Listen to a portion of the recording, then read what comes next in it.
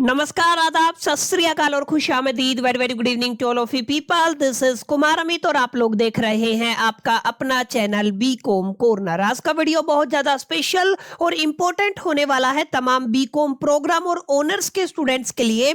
उम्मीद करता हूं आप सभी इस वीडियो लेक्चर के दरमियान मेरे साथ आखिरी तक बने रहेंगे। और हाँ, अगर आपको ये वीडियो हेल्पफुल लगता है, कंटेंट यूजफुल लगता है, तो इस वीडियो को लाइक करके अपने तमाम दोस्तों के साथ शेयर जरूर करेंगे। तो विदाउट वेस्टिंग द टाइम चलिए शुरू करते हैं।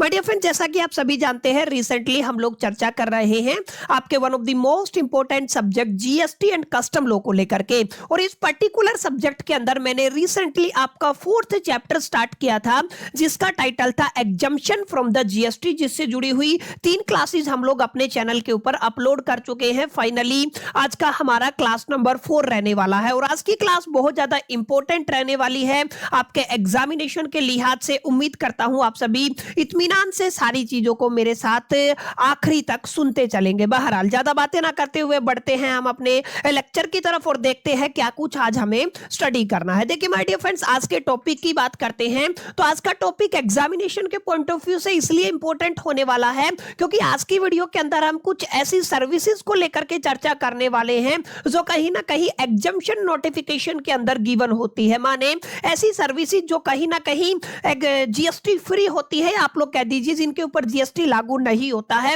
उन तमाम सर्विसेज की लिस्ट को हम लोग वन बाय वन करके डिटेल में जाकर के डिस्कशन करने वाले हैं। हालांकि इट्स ए लॉन्ग लिस्ट, तो हमको काफी मल्टीपल लेक्चर्स लग जाएंगे, लेकिन सबसे पहले आपको क्या समझना है, इस पर्टिकुलर नोटिफिकेशन के पैटर्न को समझना। देखिए, जब भी आप लोग जीएसटी लॉ की बात करते हैं या जीएसटी एक्ट की बात करते हैं तो हम मेजरली हिंदुस्तान के अंदर स्पेसिफिकली किसकी बात करते हैं, हम लोग सीजीएसटी एक्ट 2017 की बात करते हैं। मेजरली हमारा फोकस इसी के ऊपर होता है, या कभी कभी आप लोग आईजीएसटी एक्ट के ऊपर भी चर्चा कर लेते हैं। ये दोनों जो एक्ट है हम लोग थोड़ा थोड़ा डिस्कशन कर चुके हैं। इन एक्ट के अंदर आप लोग ध्यान दीजिएगा, एक इंपॉर्टेंट डेट मैं आपको प्रोवाइड कर रहा हूं। आपका डेट रहेगा जून 28। ये वो टाइम था जून 28 और 2017 की बात है, जब आप लोग ध्यान रखिएगा जीएसटी लॉ के द्वारा या गवर्नमेंट ऑफ इंडिया के द्वारा एक नोटिफिकेशन रिलीज किया गया। ये आपको काफी इंपॉर्टेंट नोटिफिकेशन है जिसको आपको याद रखना है, इसके नंबर को भी याद रखना है। इसको बोला जाता है नोटिफिकेशन नंबर। आप लोग इसको कहते हो, आप लोग जैसे अगर आप लोग नोटिफिकेशन नंबर की बात करेंगे ना, तो यहाँ पे भी मैंने शायद मेंशन किया हुआ है, अगर आप लोग देखेंगे यस लिखा हुआ है। ये नोटिफिकेशन नंबर 12/2017 के नाम से जाना जाता है।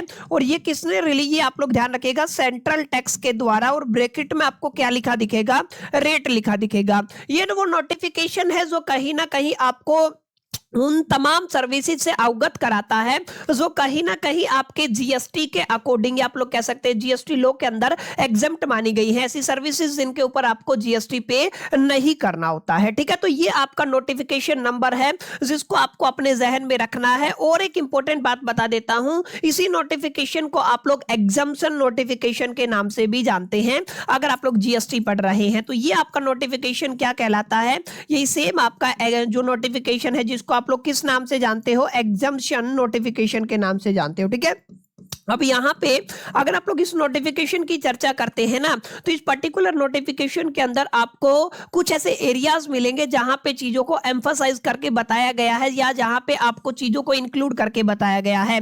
जैसे सबसे पहले आप लोग यहाँ पे बात करने वाले हो चैरिटेबल एक्टिविटीज को लेकर के। ठीक है, तो आपको पढ़ना पड़ेगा चैरिटेबल एक्टिविटीज है वो कहीं ना कहीं आपकी जीएसटी फ्री रहती है या इनके ऊपर जीएसटी नहीं लगता है। हम लोग यहाँ पे हेल्थ केयर से जुड़ी हुई सर्विसेज को भी पढ़ने वाले हैं, हम लोग यहाँ पे एजुकेशन से जुड़ी हुई सर्विसेज को भी पढ़ने वाले हैं। ये की एरियाज हैं जो इस पर्टिकुलर नोटिफिकेशन के अंदर डिस्कशन किए गए हैं। चैरिटेबल एक्टिविटीज हो गई है, हेल्थ केयर हो गया है, एजुकेशनल सेक्टर हो गया है।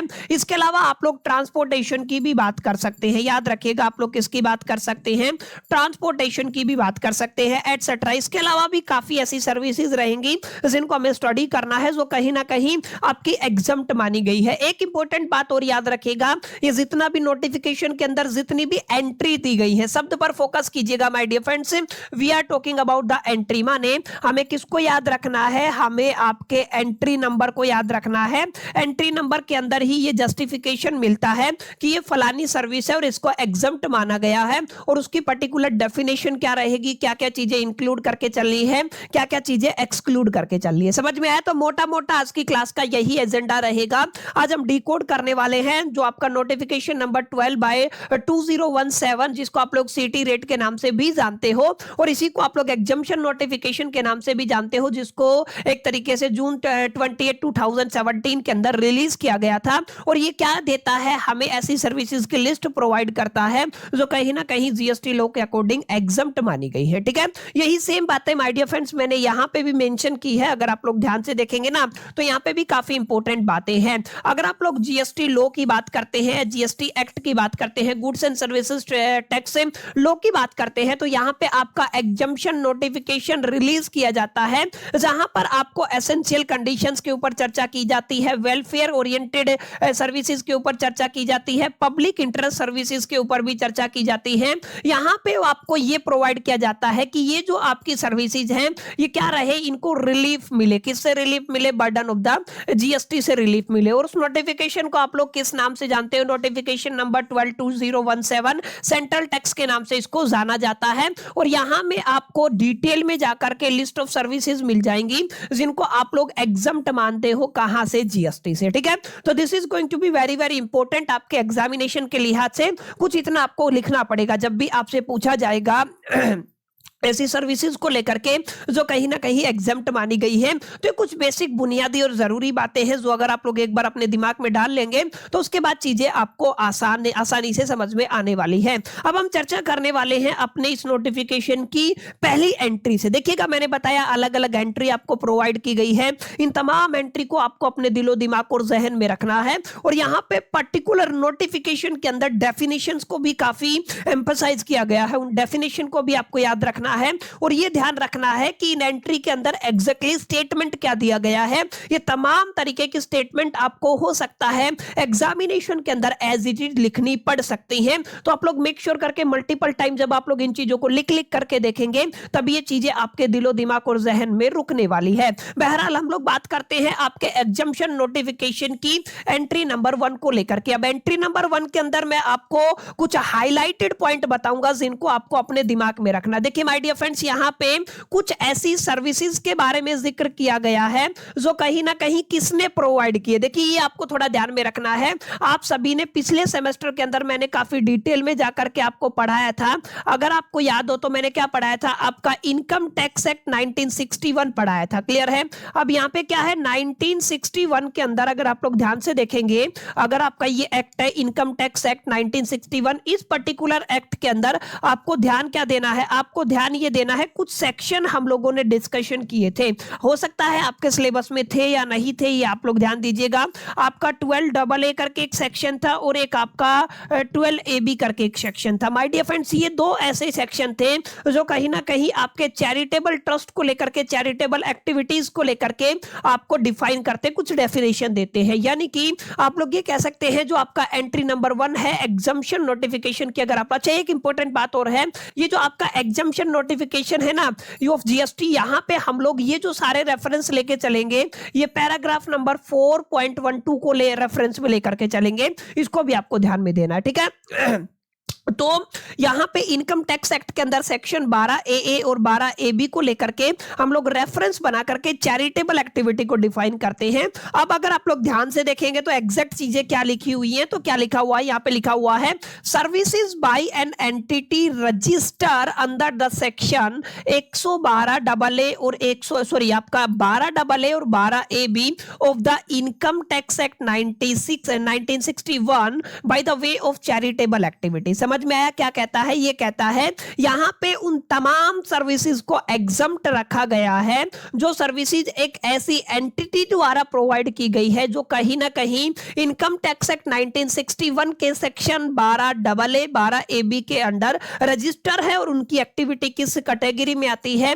चैरिटेबल एक्टिविटी की कैटेगरी में आती है। ठीक है, तो ये बहुत आसान डेफिनेशन मैंने आपको प्रोवाइड की है जिसको आपको याद रखना है। सर अगर आप लोग एग्जम्पशन नोटिफिकेशन की बात करते हैं, पैराग्राफ 4.12 के रेफरेंस में अगर आप लोग बात करते हैं और एंट्री नंबर 1 को लेकर के चर्चा करना चाहते हैं, तो एंट्री नंबर 1 के अंदर उन तमाम सर्विसेज को एग्जम्प्ट रखा गया है जो एक ऐसी एंटिटी द्वारा प्रोवाइड की गई है जो कहीं ना कहीं इनकम टैक्स एक्ट 1961 के सेक्शन 12AA सेक्शन 12AB के अंडर रजिस्टर है और उनकी जो एक्टिविटी है वो किस कैटेगरी के अंदर आती है? और चैरिटेबल एक्टिविटी के अंदर आती है। ठीक है, अब यहां पे काफी बड़ा सवाल आपके दिमाग में आ रहा होगा, सर ये जो चैरिटेबल एक्टिविटीज है इनकी अपनी डेफिनेशन क्या होती है? सबसे पहले कुछ बातें जो मैं आपको बताऊंगा जो आपको अपने जहन में रखनी है my dear friend. Just a minute, ये थोड़ा सा रिस्पोंड करता है। तो चैरिटेबल एक्टिविटी की माय डियर फ्रेंड जब भी आप लोग चर्चा करते हैं ना, तो चैरिटेबल एक्टिविटी की जो डेफिनेशन है वो कहीं ना कहीं paragraph 2 close or of a notification number 12 2017 के अंदर दी गई है। माने जिस नोटिफिकेशन की हम लोग चर्चा कर रहे हैं, इस नोटिफिकेशन के अगर आप लोग पैराग्राफ 2 को पढ़ते हैं और क्लोज आर को पढ़ते हैं, इस पर्टिकुलर नोटिफिकेशन जिसको आप लोग एग्जम्पशन नोटिफिकेशन की बात करते हैं, ये जो आपका नोटिफिकेशन है, इस नोटिफिकेशन का पैराग्राफ नंबर 2 और क्लोज आर है किसको डिफाइन करता है? चैरिटेबल एक्टिविटीज को डिफाइन करता है। और यहां पे आपको 3 कैटेगरियां देखने को मिलेगी। सबसे पहली चैरिटेबल एक्टिविटी की कैटेगरी क्या है? याद रखिएगा, अगर आप लोग public health bye the way of A care और ए काउंसलिंग, या सिंपल लैंग्वेज में आप लोग ये कह सकते हैं टर्मिनली इल पर्सन और a person with A server physical और ए मेंटल डिसेबिलिटी। समझ में आया?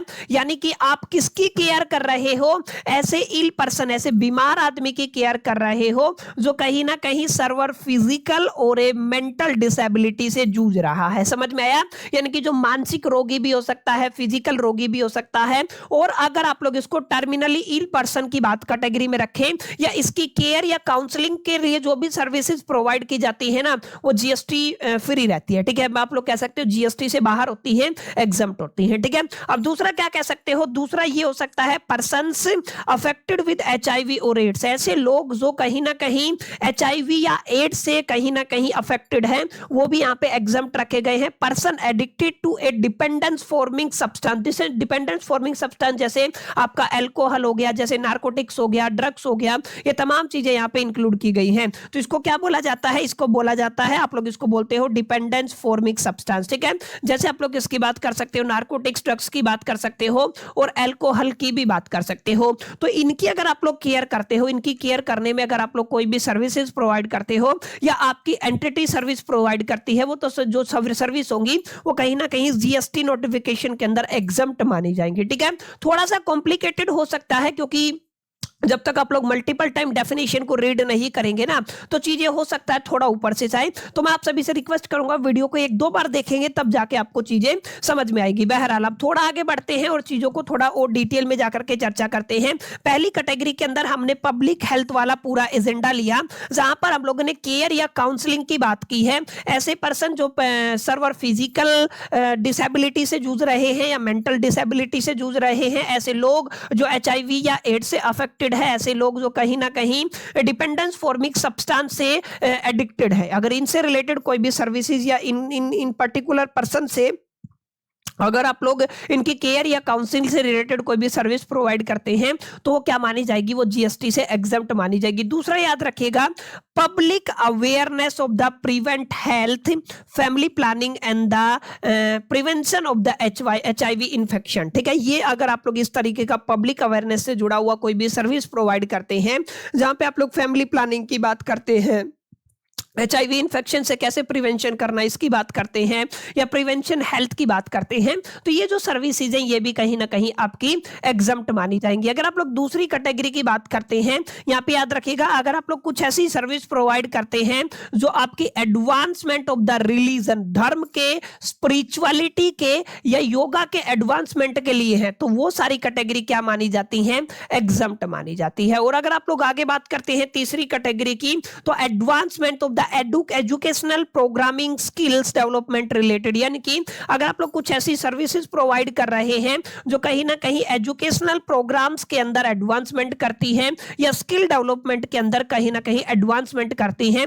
तो वो भी आपकी इसी पर्टिकुलर एंट्री के अंदर कवर की गई हैं, वो एग्जम्प्ट मानी जाएंगी। जैसे अगर आप लोग बात करते हैं, अगर आप लोग अबांडोन्ड की बात करते हैं, ऑर्फेंड और द होमलेस चिल्ड्रन की बात करते हैं, तो इनसे रिलेटेड जो भी सर्विसेज आप लोग प्रोवाइड करते हैं वो कहीं ना कहीं जीएसटी से एग्जम्प्ट मानी जाएंगी। आगे देखिए, फिजिकली और मेंटली अब्यूज्ड या ट्रॉमेटाइज्ड पर्सन की कैटेगरी अगर आप यहाँ पे इंक्लूड कर सकते हैं, प्रिजनर्स की कैटेगरी को इंक्लूड कर सकते हैं, person over the age of 65 years residenting in an rural area, इसको भी आप लोग इंक्लूड करके चलते हैं। और लास्ट एंड फाइनल आप लोग क्या करेंगे, prevention of the environment including water shaded forest और वाइल्ड लाइफ, ये भी काफी इंपॉर्टेंट कैटेगरी है, यानी कि आप लोग वाटर शेड की बात कर सकते हैं, फॉरेस्ट की बात कर सकते हैं और वाइल्ड लाइफ की बात कर सकते हैं। इन शॉर्ट में अगर आप लोग जो आपका एग्जम्प्ट नोटिफिकेशन है, एग्जम्पशन नोटिफिकेशन के एंट्री नंबर 1 की बात करते हैं, तो यहाँ पे उन तमाम एंटिटी जो रजिस्टर हैं सेक्शन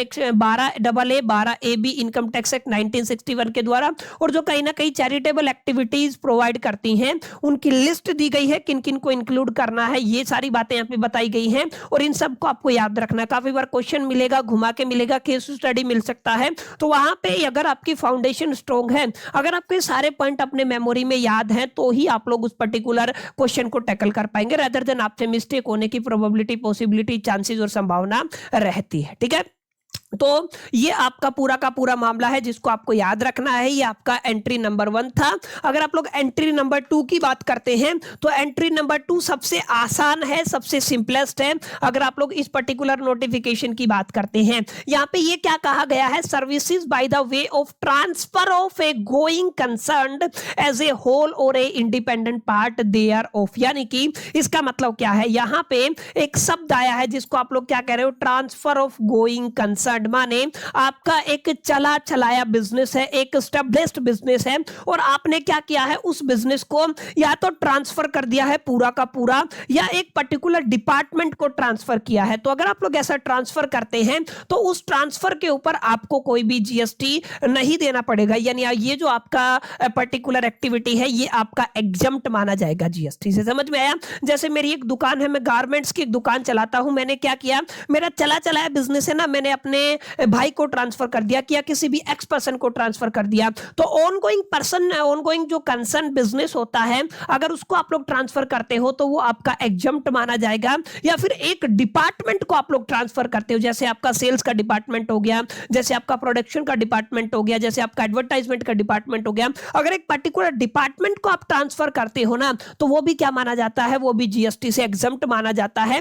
इसकी जानकारी आपके एग्जम्पशन नोटिफिकेशन के एंट्री नंबर 2 पैराग्राफ नंबर 4.12 के अंदर गिवन है। इसके अलावा काफी जरूरी, इंपॉर्टेंट और मैं अहम मानता हूं आपका एंट्री नंबर 3, जहां पर यह बताया गया है, ध्यान रखिएगा, वो प्योर सर्विसेज की चर्चा की गई है। ध्यान रखिएगा, प्योर सर्विसेज का मतलब क्या होता है, प्योर सर्विसेज के अंदर आप लोग कोई भी एक्सक्लूड, देखिए कोई भी अगर आपका वर्क कॉन्ट्रैक्ट सर्विस बनता है, ध्यान रखिएगा, तो इसको एक्सक्लूड करके चलना है। वर्क कॉन्ट्रैक्ट आपका क्या रहेगा, सर्विस एक्सक्लूड होगा। या फिर अगर आप लोग कोई भी कंपोजिट सप्लाई की बात करते हैं, कंपोजिट सप्लाई का मतलब जहां पे आप लोग गुड्स की भी बात करते हैं प्लस में सर्विसेज की भी बात करते हैं। हमने प्योर सर्विसेज की बात की है, एक कंपोजिट सर्विस होता है, एक प्योर सर्विस होता है। जहां पे गुड्स का मामला आ जाता है ना, वो कंपोजिट सर्विस होता है, सर्विसेज के साथ गुड्स का मामला आ गया तो क्या कहलाएगा, कंपोजिट सर्विस कहलाएगा या कंपोजिट सप्लाई कहलाएगा। हम लोग प्योर सर्विसेज की बात कर रहे हैं, ठीक है, ये आपको थोड़ा ध्यान में देना है। यानी कि यहाँ पे अगर आपको प्योर सर्विस, अगर आप प्योर सर्विस की बात कर रहे हैं और ये प्योर सर्विस आपने किसको प्रोवाइड की है, याद रखिएगा, चाहे आपने सेंट्रल गवर्नमेंट को प्रोवाइड की है, चाहे आपने स्टेट गवर्नमेंट को प्रोवाइड की है, चाहे आप लोगों ने यूनियन टेरिटरी या लोकल अथॉरिटी को प्रोवाइड की है, ध्यान रखिएगा, ये जो आप लोगों ने प्योर सर्विस सर्विस किसको प्रोवाइड की, central government, state government, union territory या लोकल अथॉरिटी, किससे संबंधित ये सर्विस रहेगी, याद रखिएगा पंचायत से संबंधित ये आपकी सर्विस हो सकती है, म्युनिसिपैलिटी से संबंधित ये आपकी सर्विस हो सकती है। याद रखिएगा अंडर द आर्टिकल 243 जी ये पंचायत वाली है, और अगर आप लोग म्युनिसिपैलिटी की बात करते हो तो आर्टिकल 243 डब्ल्यू से जुड़ी हुई, कॉन्स्टिट्यूशन की मैं बात कर रहा हूं, संविधान की मैं बात कर रहा हूं, संविधान के आर्टिकल को मैंने कोट किया है। तो ये जो सर्विस रहेंगी ना ये आपकी क्या मानी जाएंगी, जीएसटी से एग्जम्प्ट मानी जाएंगी, माने प्योर सर्विस की बात हो रही है। अब यहां पे ये जो प्योर सर्विस है कौन प्रोवाइड कर रहा है, आपका सेंट्रल गवर्नमेंट, स्टेट गवर्नमेंट, या आप लोग कह सकते हो यूनियन टेरिटरी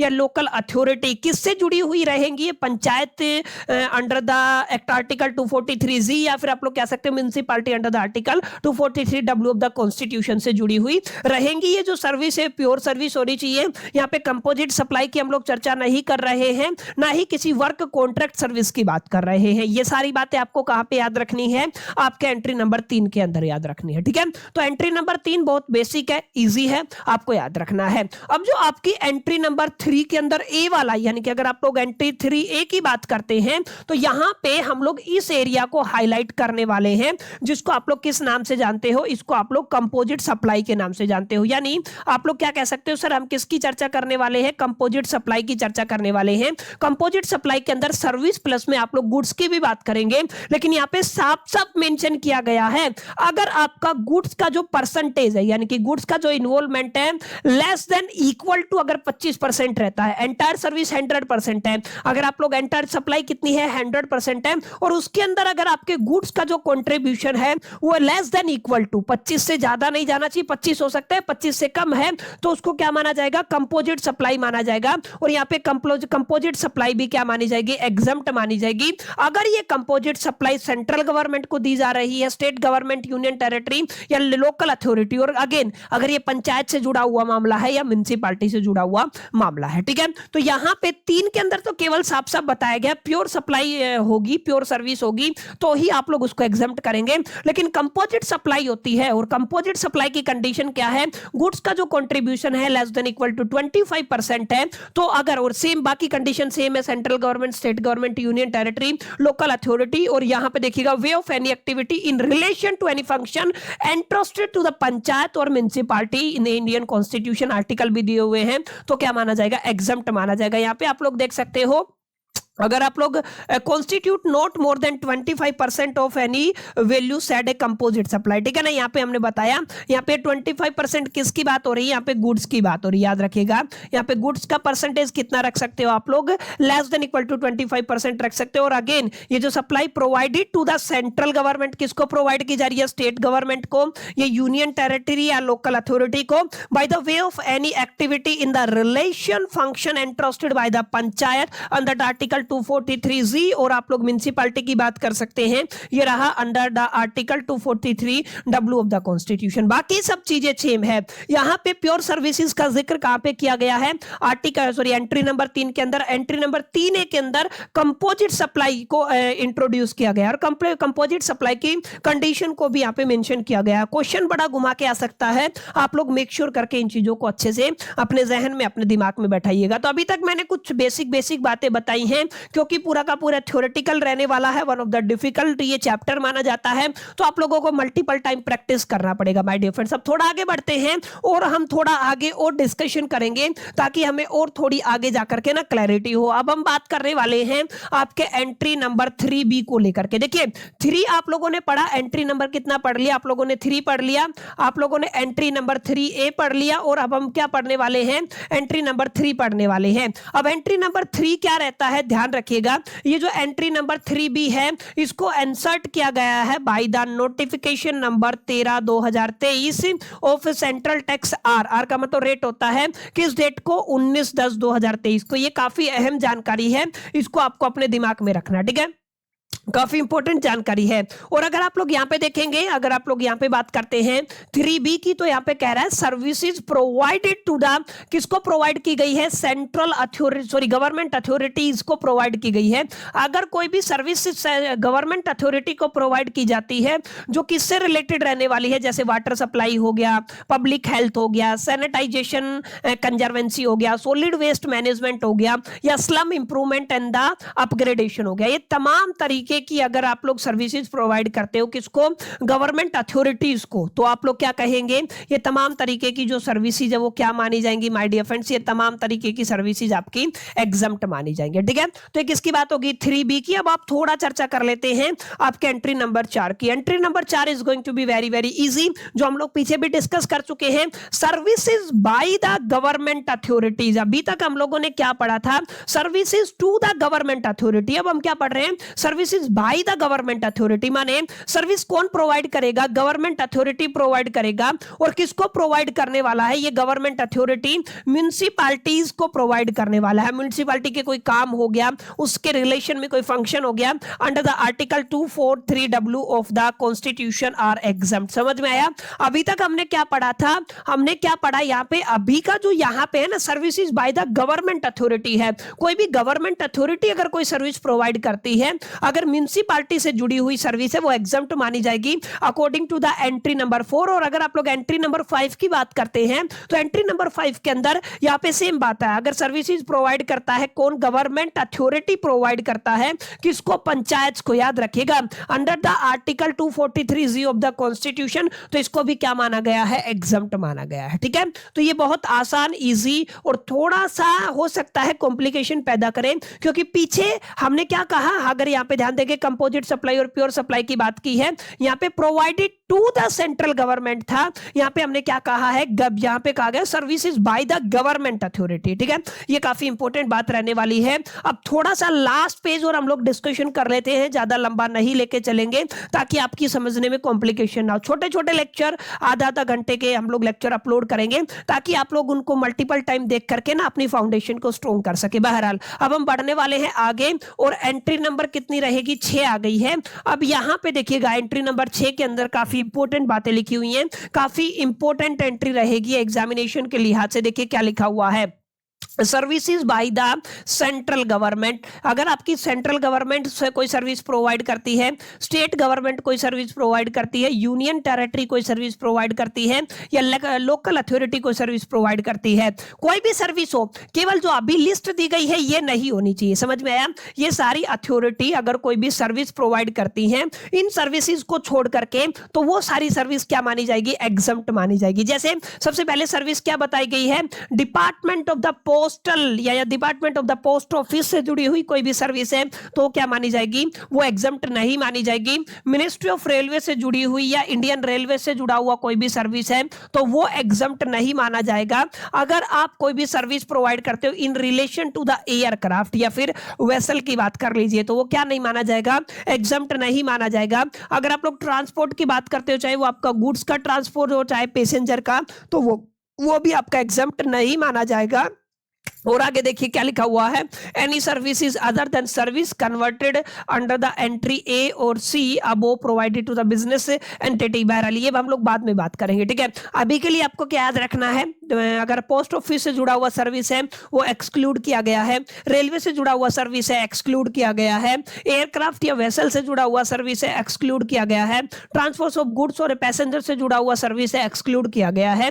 ये आपको थोड़ा ध्यान में रखना है। इसके अलावा अगर आप लोगों का कोई भी services by the central government, state government, union territory या लोकल अथॉरिटी के द्वारा प्रोवाइड किया जाता है तो क्या कहलाता है, वो एक तरीके से एग्जम्प्ट कहलाता है बाय द जीएसटी। ये सारी बातें कहां पे लिखी हुई है, ये आपके जो आपका एंट्री नंबर 6 के अंदर माय डियर फ्रेंड्स लिखी हुई है। अब हम बात करने वाले हैं एक और एंट्री को लेकर के जो आपकी एंट्री नंबर 7 रहने वाली है। एंट्री नंबर 7 क्या कहती है, services provided by the central government, state government, union territory और local authority to a business entity.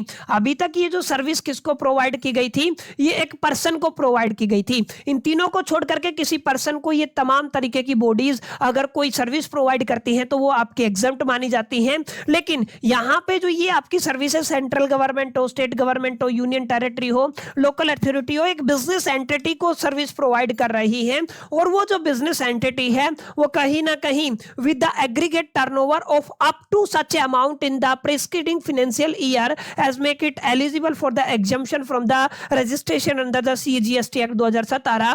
माने आप लोग ये कह सकते हैं, जो हमने एक थ्रेशोल्ड लिमिट पढ़ा था, वो थ्रेशोल्ड लिमिट तक, यानी कि वो थ्रेशोल्ड लिमिट कंप्लीट नहीं हुआ है, आपका एक तरीके से क्रॉस नहीं हुआ है, तो वो आपका रजिस्ट्रेशन के लिए आप लोग कह सकते हैं कि एलिजिबल नहीं है। उस केस को यहाँ पे शामिल किया गया है।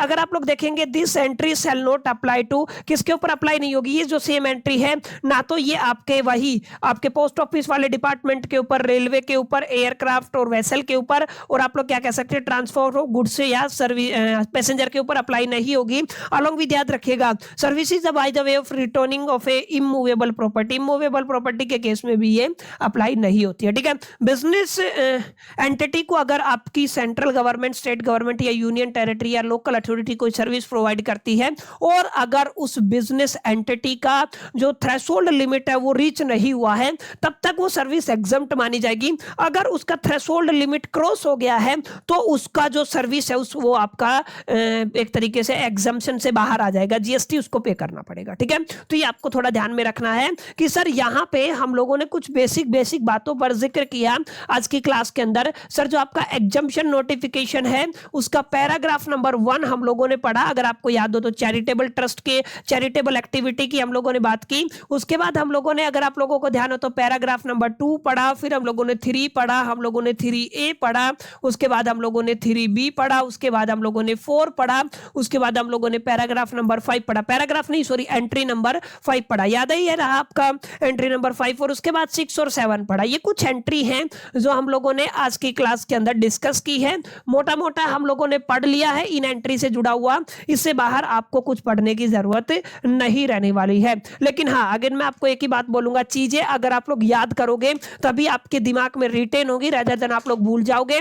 काफी आप लोग एंट्रीज पढ़ने वाले हो, एक लंबी चौड़ी नोटिफिकेशन है जो जीएसटी स्टूडेंट होने के नाते आपकी रिस्पॉन्सिबिलिटी बनती है, आप तमाम चीजों की मालूमात अपने दिलो दिमाग और जहन में रखें। उम्मीद करता हूं चीजें आपको समझ में आई होगी, सेशन पसंद आया होगा। चीजें अगर आपको समझ में आई, सेशन पसंद आया तो इस वीडियो को लाइक जरूर कर दीजिएगा, दोस्तों के साथ शेयर करना मत भूलिएगा। पहली दफे चैनल पे आए हैं तो सब्सक्राइब करके बेल आइकन को जरूर प्रेस कर दीजिएगा। इस वीडियो में इतना ही, मिलते हैं नेक्स्ट वीडियो के अंदर, जब तक के लिए मैं तो so all the best, lucky learning.